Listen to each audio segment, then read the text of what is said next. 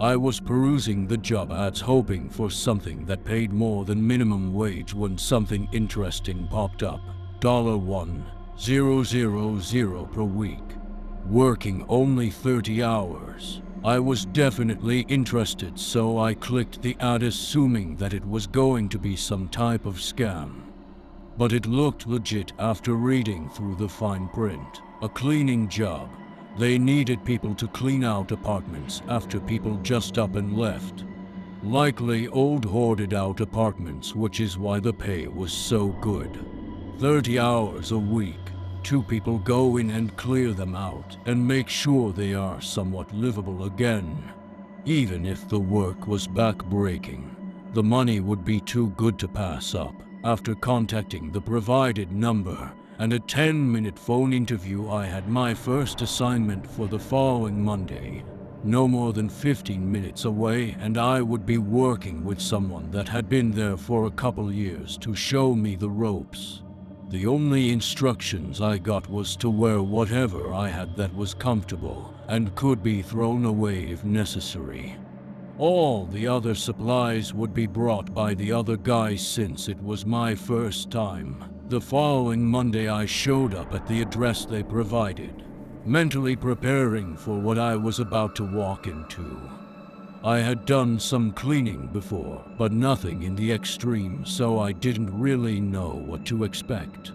Walking up to the building, I saw a guy in his 30s smoking a cigarette next to a very beat-up Ford F-150.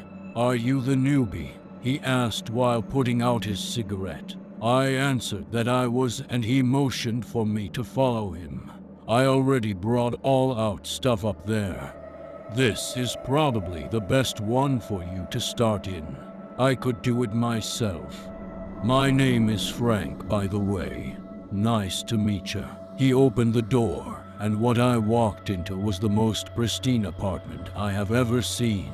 It was cleaner than my own place. All we gotta do is take all this stuff and throw it away. If there's anything you wanna keep, go for it. No one is coming back for this stuff, so no one is gonna ask any questions. The higher-ups only expect us to do one of these a week, regardless of how bad it is, so we can bust it out today and still get full pay on Friday. Let's get to it, guy. With that, we started just moving all the furniture to the dumpster outside. It was all clean and new looking, but it looked like it all came from Walmart, so very cheap. Definitely nothing I'd want to take home with me. A couple hours later, and all we had left was the bedroom, and Frank had already gotten started on it. "Hey, new guy, you should probably take a look at this." Frank motioned me into the bedroom closet and pulled open the doors. Inside was what looked like a shrine, complete with unlit candles and a macabre-looking tablecloth. There was a book in the center of the table that had been left open to a picture of me. It looked like it was taken on a cell phone and printed out because it was me, standing in line at the mall staring at my phone. I flipped back to the first page, and it seemed like the same thing with a different person. Same general build as me, kind of like a profile. With dread forming in the pit of my stomach, I turned the page. More pictures of this guy, closer now. Pictures through his window. Pictures on him sitting on the couch watching TV. Pictures of him sleeping. Wait, those definitely weren't through a window. These were taken from his bedroom. I turned to the next page and quickly pushed it back and walked out of the closet. The next picture showed the same man, but he was in a bathtub filled with what looked like blood. He was completely torn apart, and next to the pictures was what looked like a lock of his hair taped to the page. I ran to the bathroom and threw up. After several minutes, my heart rate started to go back to normal, and I called 911. By this time, Frank had finished everything else up and left me to go home with a good luck with that dude. The only thing untouched being the closet. It took about 15 minutes, but the police finally arrived with a loud knock. I showed them into the bedroom and they quickly examined the closet. After being questioned, they said I could go on home and they would have an officer patrol my neighborhood tonight just in case. My blood turned to ice when I pulled in my driveway.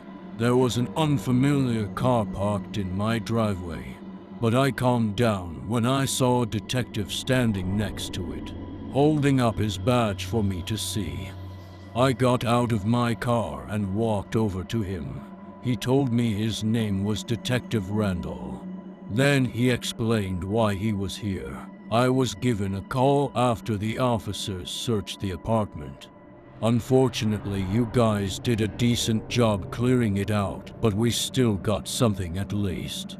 Luckily, you didn't really touch the closet after you found the scrapbook.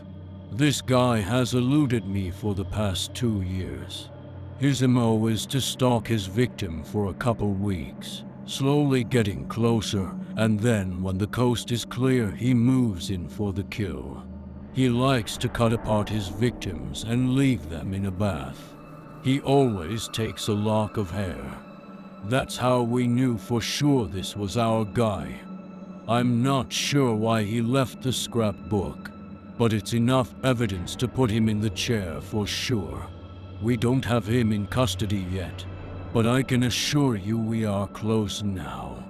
I will have someone posted outside your front and back door for your safety until we can get him, and if you leave your home, an officer will escort you. From what we have seen, he only stalks one person at a time, and it seems like he only just targeted you. So he would have still taken a week or two before trying to get closer. We have most likely scared him off now. So try to get some sleep tonight. With that, he handed me his card and drove away, a police car filling the spot right after. I walked into my house and hopped in the shower, trying to wash away the memory of what I saw in the disgusting scrapbook that sicko created. Even though I was exhausted, I knew I wouldn't be getting any sleep tonight. But I laid down in my bed regardless. I turned out my light and rolled over when my heart stopped.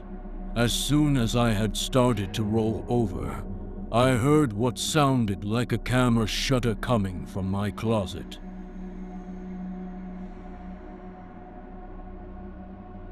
"Beware the waters," says the sign that blocks the dirt road. The road, winding down to a lake, overgrown and underkept, lay abandoned for many years. Hauled lake houses stand withered, their owners vanishing from reality. Nobody can say the exact reason why, but everybody knows to steer clear of Aquarius Lake. Beware the waters, say the elders to the naive youth. They frolic and play dangerously close to the chain link fence. The children hear the warning, and they obey, as they trust the knowledge of their elders. They do not know why they listen, but they know to be good, they must be obedient. Beware the waters. Ruthie grew up hearing these words. When she was young, these words were to never be disobeyed, as she feared the consequences. As she grew older, the meaning began to fade. At 16 years old, Ruthie's curiosity led to rebellion, and no longer did she care to be obedient and good. She wanted to know the truth behind the lore, and the concept of consequence would not stand in her way. And so one early morning, as the sun just began to rise, long before any of the elders had woken up, Ruthie set out to investigate the waters. She climbs the fence and treks the trail downhill, following the signs. This way to Aquarius Lake. The trail, barely visible, has been untouched by man for many years. While only being just less than a mile away from civilization, the bosky calamity that surrounds Aquarius Lake almost looks to be in a world of its own. Mother Nature reclaiming what is rightfully hers. Beware the waters, the voice inside her head says, but she ignores it. Ruthie stands over the crystal clear waters of Aquarius Lake. The gentle waves look calm and inviting, shimmering underneath the fresh rays of sunlight. Beware the waters. The ghosts of past elders whisper like the wind through the trees as Ruthie flirted with temptation. In a hypnotic daze, she wanders into the glimmering pool. The water was warm and refreshing as Ruthie unwinds after her almost mile-long hike. The crystal waters wash Ruthie clean. She feels pure, as if she had been rebirthed. How could something so forbidden feel so good? Rebellion feels good. She notices, at the very bottom of the lake, something shining almost brighter than the sun itself. Her soul feels drawn to the enigma as she curiously swims underneath to investigate. She swims and swims for what seems like forever. Suddenly, she finds herself swimming back up to the surface.